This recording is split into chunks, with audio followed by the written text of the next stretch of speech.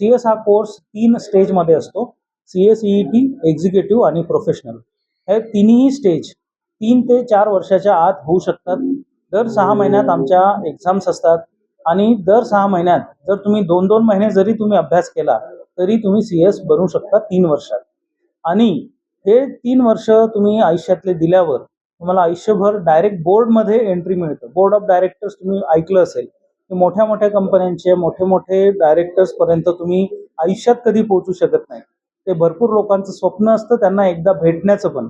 पण company secretary झाल्यावर तुम्ही त्यांना ॲडवाईस देऊ शकता. तुम्ही त्यांच्यासोबत उठू बसू शकता.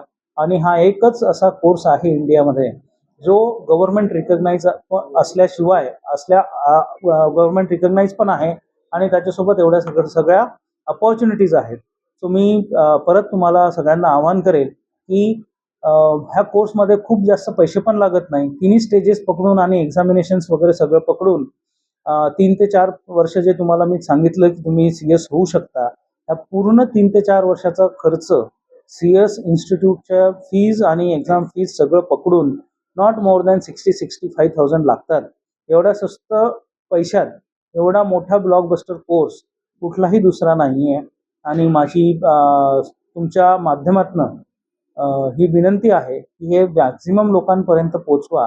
कारण की लोकांना भरपूरदा करिअर ऑप्शन्स माहीत नसतात आणि त्याच्यामुळे त्यांच्यात कॅपेबिलिटी असूनही ते सी एस कोर्सबद्दल माहिती नाही म्हणून ते सी एस बनत नाही आणि ते एक मीडिओकर करिअर करून घेतात.